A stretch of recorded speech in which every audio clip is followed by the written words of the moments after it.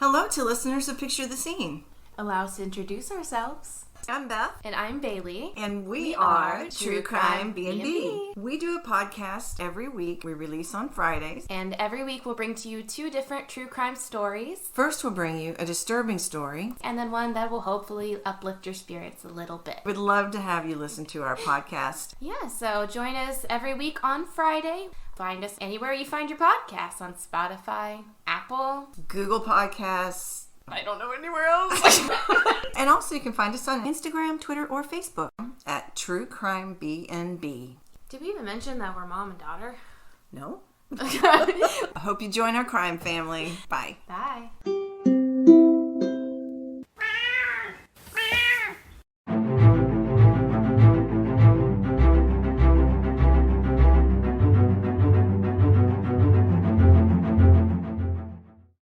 Hello everyone, and welcome to Picture the Scene podcast, hosted by me, Andrew. And me, Rachel. We are a true crime podcast, so listener caution is always advised. Now, I'll try to keep them at a minimum today, but today's episode may contain descriptions of violence and or death that may be triggering for some, so please be warned. Now, after we mentioned we had created a Patreon, Rachel, in our last normal episode, we've actually had someone sign up. So I'm not sure if we do shout-outs at the start of every show. If we get more, we'll have to figure that out when we do, but I want to give a huge thank you for being a very first ever Patreon supporter to Mind Matters. And it just feels a touch surreal, and it feels pretty awesome. It left me on cloud 9 for a couple of days afterwards. It's really good. Aww.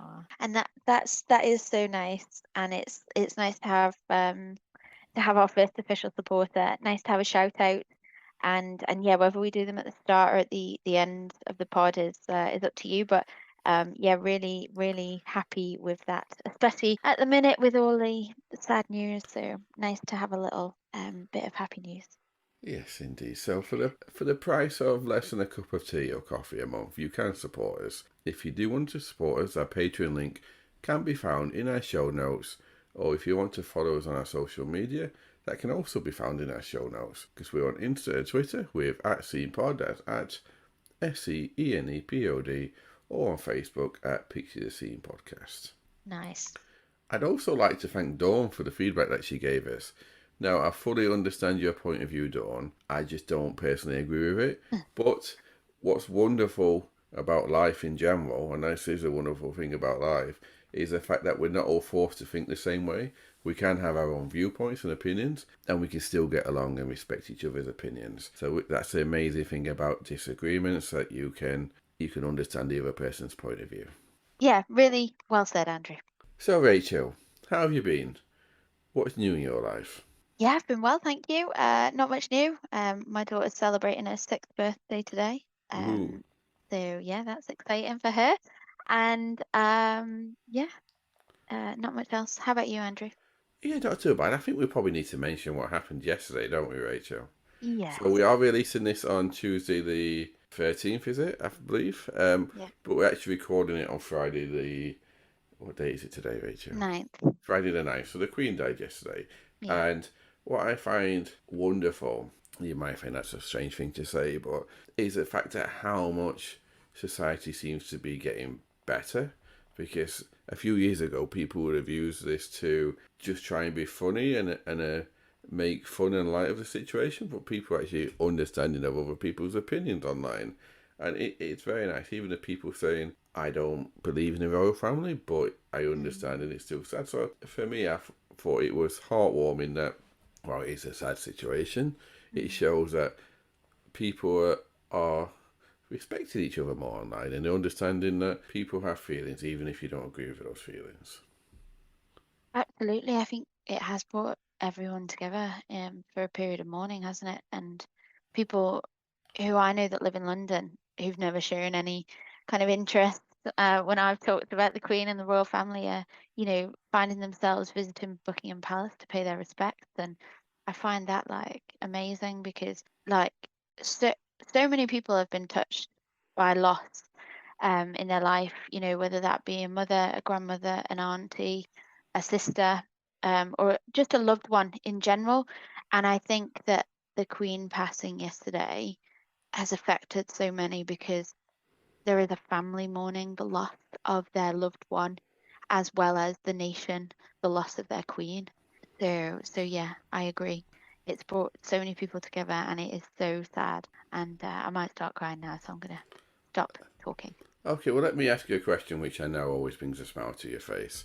Are you ready for some true crime? Let's go for it. Great, let's get going then. So, if it's safe for you all to do so, I'd like all of you listening to relax. Close your eyes and picture the scene. I'd like to take us back to the 2nd of August 2001, to Dundee, which is the 4th largest city in Scotland. And even though it's the 4th largest, it's not huge. It's got a population of under 200,000 people. Now, it's a fair size, I guess you could say, for the UK. And now, on the 2nd of August 2001, it was between 6 and 7 pm, with the weather around 61 degrees Fahrenheit, which is around 16 degrees Celsius. There was a light easterly breeze blowing at that time, at around 7 miles per hour on average, so it probably felt cool, but not cold on this early evening. Probably a nice, gentle summer evening. So, I want to introduce you to 2 people at once for a change, something I don't normally do. Firstly, I'd like to introduce you to Robbie McIntosh. Now, on this date in question, Robbie, who was wearing a blue tracksuit and a blue baseball cap, he was 15 years old. And at around 6 p.m, he left his home and he walked alone to a nearby area that was called Dundee Law. Dundee Law is basically, it's a hill in roughly the centre of Dundee, and at its summit there is a large war memorial. And it's a popular place for recreation, for people to gather and hang out when the weather is nice, or to walk on, or take your dog for a walk on. Oh, lovely. Really pictured the scene there. So I want to leave him at Dundee Law for a moment.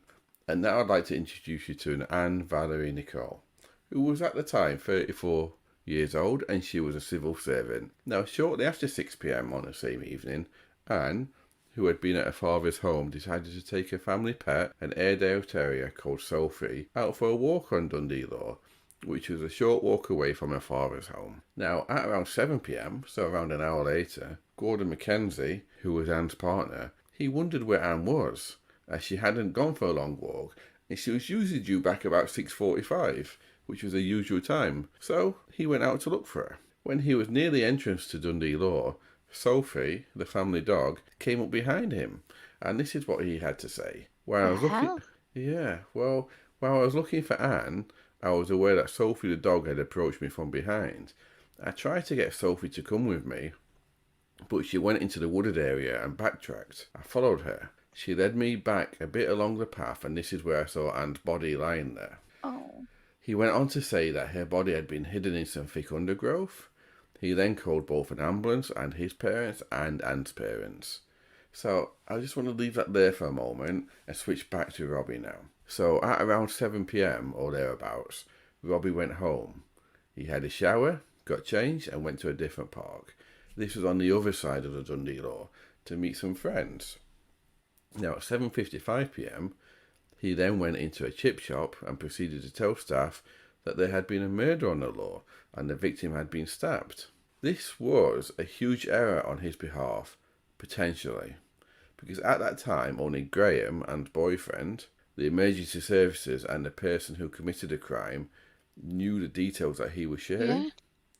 So Anne had been stabbed 29 times, and she stood no chance of surviving that attack. But was it an error on his behalf? Did he actually kill Anne, or did he have knowledge due to other reasons? That's the important question I want you to keep asking yourself while I'm talking. Okay. So several witnesses would go on to say that they saw a youth with a blue tracksuit and a blue cap on that resembled Robbie. One of these witnesses, Christina Kerr, described how on the day shortly before Anne was attacked, she herself was walking her dog on Dundee Law, and she saw a youth was walking behind her that was wearing a blue tracksuit and a blue cap. She said she felt uneasy when she saw him, and this is what she had to say. She said, "I told myself I'd better get out of here quickly." So then when she was asked why she felt uneasy and thought that she had to get out of there quickly, she would say this in response: "Just the look of him. He turned and looked, and I thought, oh dear. He just appeared from nowhere and passed me by, but he kept looking at me." So interestingly though, before the trial, because Robbie was taken to trial, I'm not letting anything go here, she was unable to pick him out of an identification parade. And she admitted that she could only say at best he resembled the person that she was talking about. She couldn't say it was him. So Robbie himself, he told his friend Kenneth Craig Brown on the 4th of August, which was 2 days later, that he had been alone in the park and he had seen Anne's boyfriend walking up the path and finding her body. This as well, the prosecution argued, showed special knowledge about the circumstances in which the body was found. So on the same day that he spoke to his friend Kenneth, Robbie was interviewed twice by police. Now, during both interviews, he said he had been alone by himself in the law on the evening of the murder. During the first interview, he was asked to name who he had associations with, his friends basically. He gave them several names, except a Robert Soutar and a Dee Montgomery, which could be deemed as odd because they were very close friends of his. He told police in the interview that shortly after 5 p.m, he had walked up the law, because it was a big hill, remember? And on his way back down, he had seen someone like Anne talking to an old woman in the street close to the path that led to where her body was found. He even described Anne's clothes that she had on. He then told the police that he had seen a man walking up the path that looked like her boyfriend, Graham, and that he had seen him walking back down and use a mobile phone. What? He then described how the ambulance and police arrived and Graham had begun to cry. He then said he himself went up to try and see what was going on, but the police sent him away.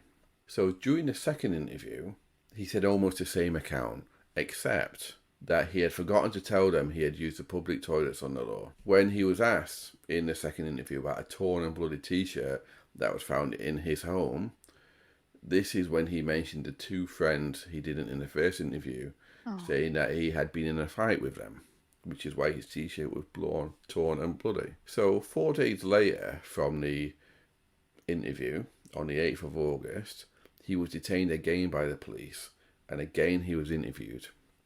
So in this interview, the police went into a lot more detail about his movements and questioned him about them. This time, however, they brought up the chip shop conversation that he had and asked him how he knew. Now, he told them he didn't know anything. It was all rumours that he'd been saying. It wasn't actually a fact. People had been saying that maybe she got stabbed, so that's what he said to the chip shop person. So let's fast forward here a couple of months. On the 8th of October, he was at school in detention. So this was before he went to trial. He was at school in detention, and he told a residential care worker that he was not prepared to do time for this, to go to prison for a crime he had not committed. He told the care worker, who was called either Edwin David Dixon or Dickinson. Now, there seems to be some confusion because even the judge in his notes didn't know if he was called Dixon or Dickinson. So we'll call him Dixon. And he told him that him and Robert Soutar, the person he claimed he had a fight with in the second interview, that they had been sitting on the lawn smoking hash when Anne walked past and said something to them about it, obviously turning them off.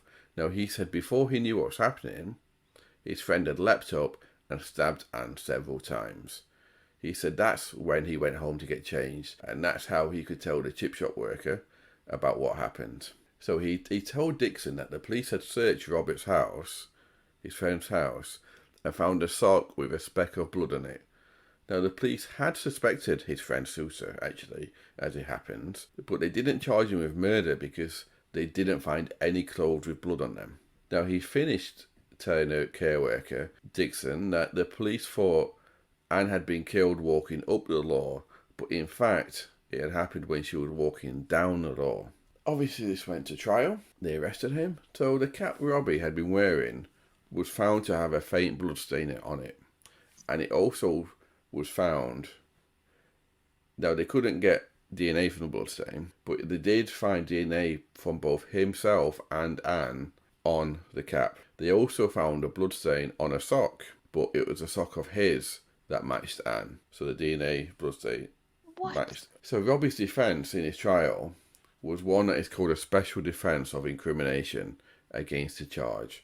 So what it basically means is, it was basically saying it was his friend Robert Soutar that had committed the crime. So Robbie was found guilty of the murder of Anne, and he was sentenced to life imprisonment to serve a minimum of 15 years before being eligible for parole. Not that he would automatically be released after 15 years, just to be eligible. So in January 2003, about a year and a half after the crime, and about 9 months after his conviction, Robbie appealed his sentence on 2 grounds. Firstly, the original trial judge had made a mistake in one of his statements to the jury by not telling them that one particular statement they could take into account may have evidence in it that could incriminate Robbie, but also could have evidence in it that could exclude Robbie from the crime. He only mentioned that he could incriminate Robbie. So the argument was it confused the jury by helping incriminate Robbie. So the appeal judge didn't accept this as having caused a miscarriage of justice. No. He did say it was an error, but it wasn't a miscarriage of justice. That it wouldn't influence the jury.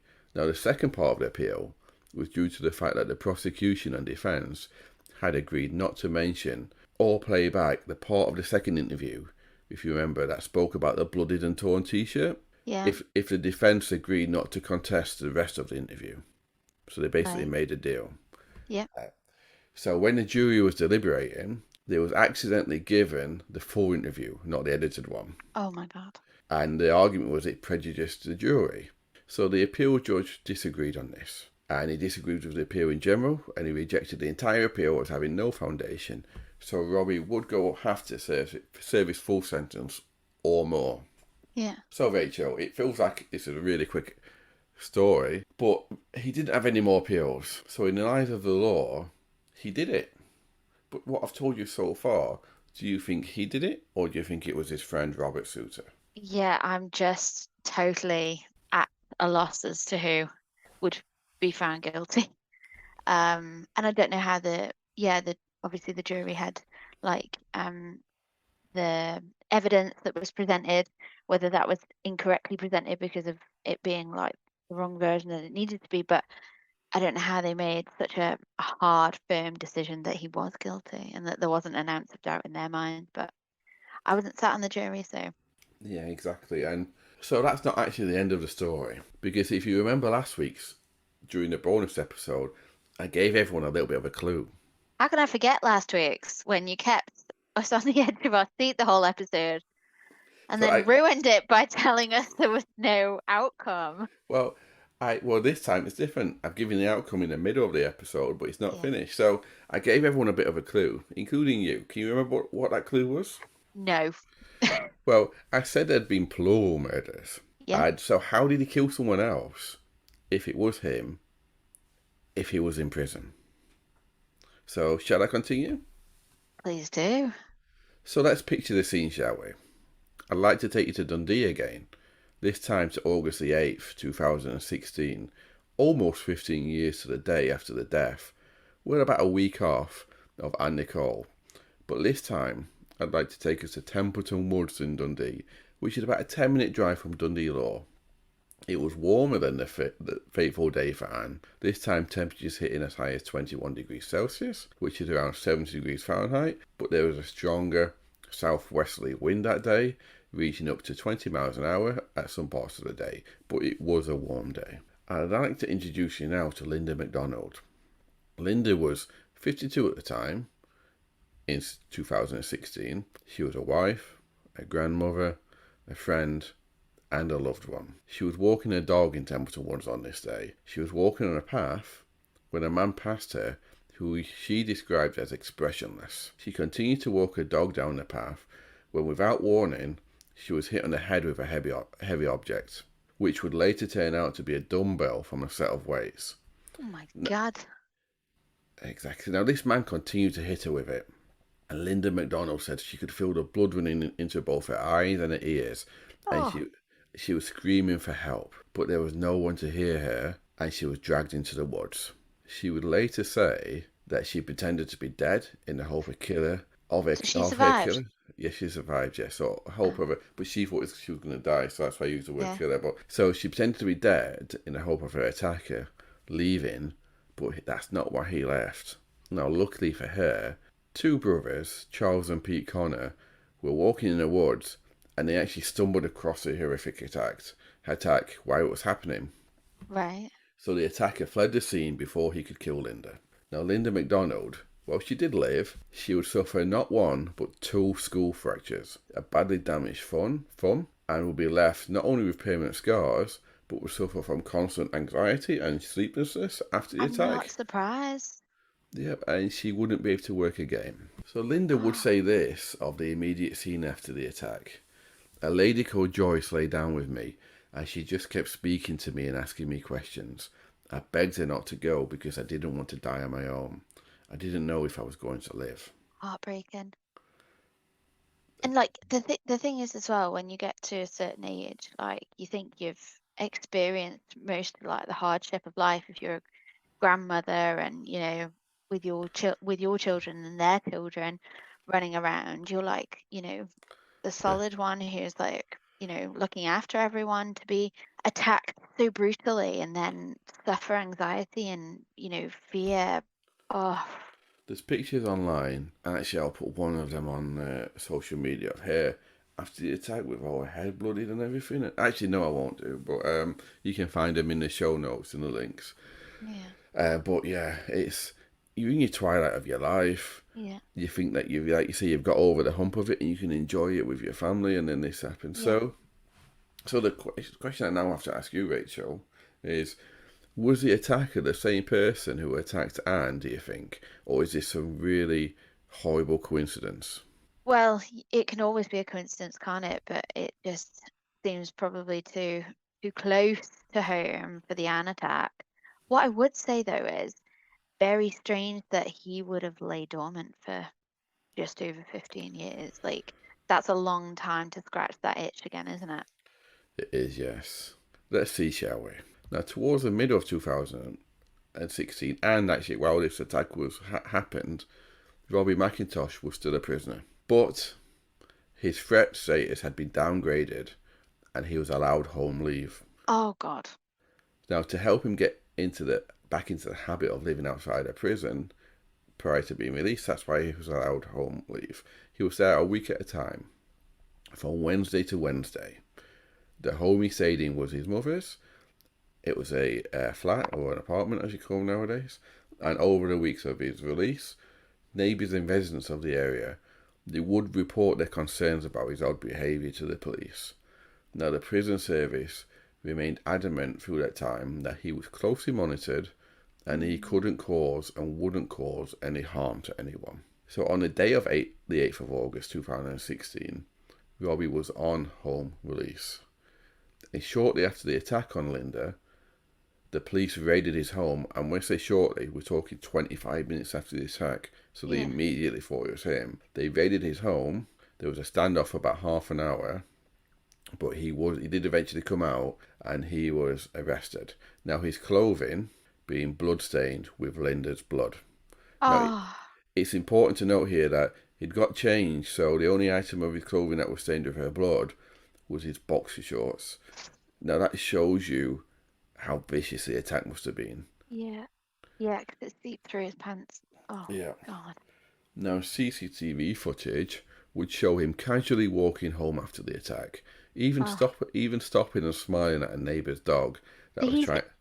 He's just sat there and dreamt about it in jail. Sorry to No, it's fine. interrupt you there, but he's obviously just sat there and dreamt about the day that he'd get away with it again, hasn't he? Quite possibly, or what I did read, I didn't include in the script, but it's probably relevant now. One of the neighbours said that obviously they were keeping an eye on him, must have been, to notice this, that he was a man of routine, because these home visits have been going on for weeks, like week on, week off. He did the same thing every day. And he had a girlfriend in a different part of the town, and he would always get the last bus home.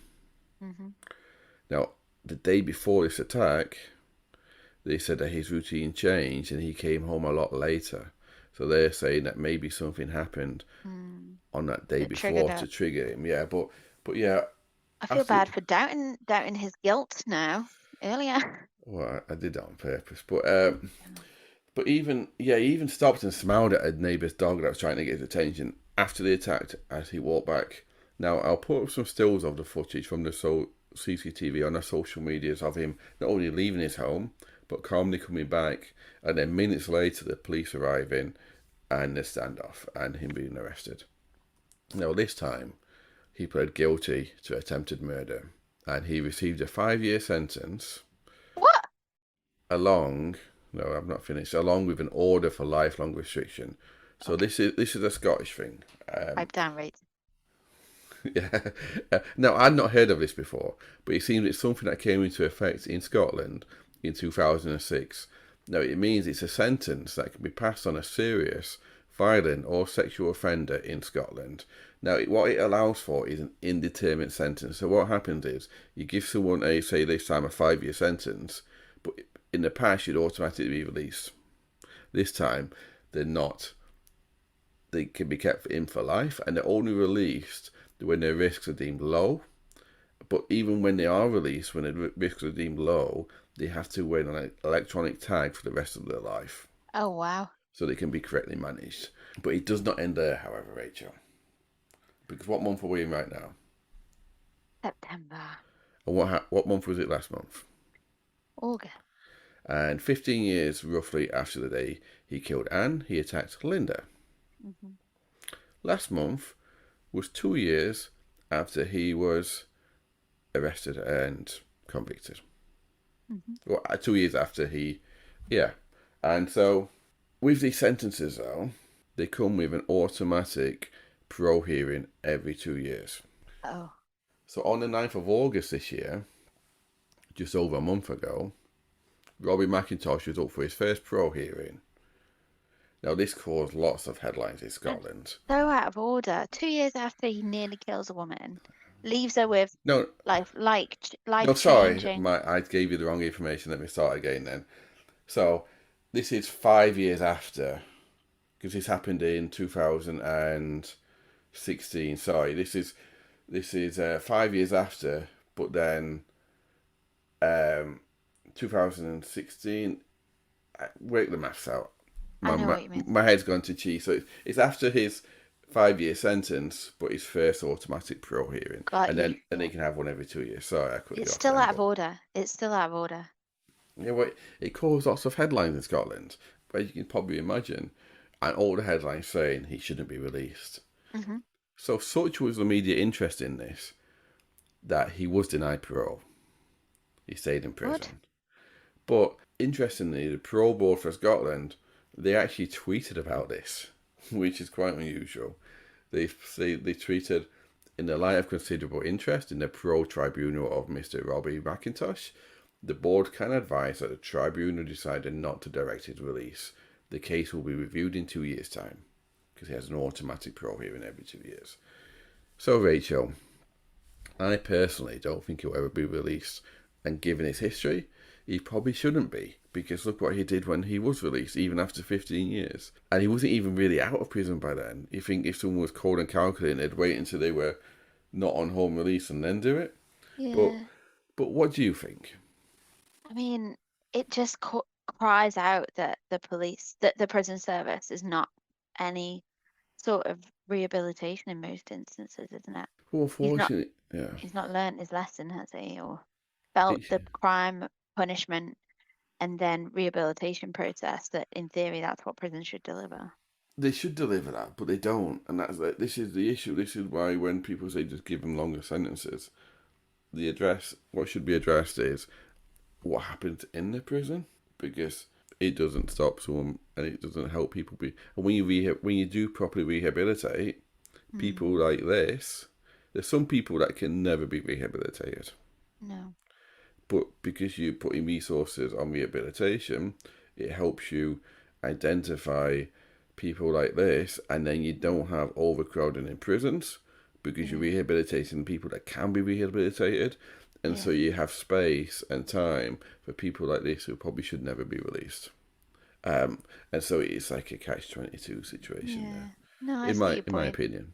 Yeah. I see your point, but thank God Linda didn't die is all I'm saying, because you should, in theory, expect. Well, for him, I don't care if he was a model prisoner. 15 years minimum. Should he have been allowed out for a week-long time to reintegrate into society? Well, No, he should have been he should have been psychologically assessed for like. Well, they are. This is how it works. They get assessed and then they get downgraded categories in prison. And then when they deem that they're on the right track, then they start getting, especially people in long sentences, and they get their home releases to acclimatise them back to being in. So this was in the step of that. It could have been in theory. I'm sure there was another couple of years before he was released, but yeah. I mean, I just can't help but think there must have been signs that were missed. yeah, obviously, I agree. Yeah, or he was just a very good actor. It had 15 years to hone what he was going to say and make sure he made all the right noises and everything. Yeah. Don't forget he was 15 when he first committed the crime. Absolutely awful, isn't it? Absolutely awful. Yeah. So for one last time, if it's safe for you to do so, I'd like all of you to relax. Close your eyes and picture the scene. It's a beautiful day. The dog is looking restless, so you reach for the lead to take them for a walk. What could be waiting out there? I just feel like it was a completely senseless crime as well, wasn't it? The murder. Yeah, I'll tell you something as well. I did put it in the script, so if you're still listening to this, you got through it all. Thank you. What it came out was that a few weeks prior to the attack on Anne and the murder of Anne, he started carrying a knife. And What the hell was wrong with him? His excuse was that it was for defence. Did he ever come out with a motive, or did he always just say he was innocent? He never confessed to his guilt.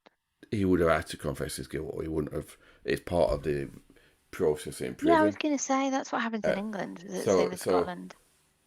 Yeah, so he would have had to say obviously we don't know what was said, but at the time, no, he didn't, and nothing actually came out as to why. But what I believe is he was probably looking to do this, and she might have said something to him. I reckon it's what he said about his friend Robert was probably near the truth, except it was him. So she might have been smoking some hash or doing something which was antisocial, and she might have just said, "Oh, that's disgusting," or "You Not in shouldn't this be doing part, that here. yeah. Yeah, there's kids around," or something like that, and he could have just been used it as an excuse to snap and attack her. But then again, you speak to the Christina, who I believe probably did see him on that day, and it sounds like he was stalking prey. Yeah, The way like he was menacing. so he could have been looking for someone to kill. He could have been, and he didn't on Christina because she hurried up and went out of it. But maybe Anne looked less threatening, or she was walking the dog slower. Or I mean, I know my beautiful dog. He sometimes he takes 3 times as long walking because he loves to sniff everything. Maybe her dog was like that day. Yes. It all boils down to, and I get it was 2001. I can't even say that there've been much changes since then because, women and men still can't take their flipping dogs to parks and feel safe, but it's so annoying and makes me so angry that people can just flip like that. I listened to an episode of Seeing Red a couple of days ago about a dentist in the park who'd gone there drinking and for a good time, and he was brutally murdered, and it's fuck's sake, these people in society that have these quite clearly horrible mental health issues that just go either unnoticed or untreated, that can flip, and they could be anywhere. They could be around us today, Exactly. I mean, you think scary.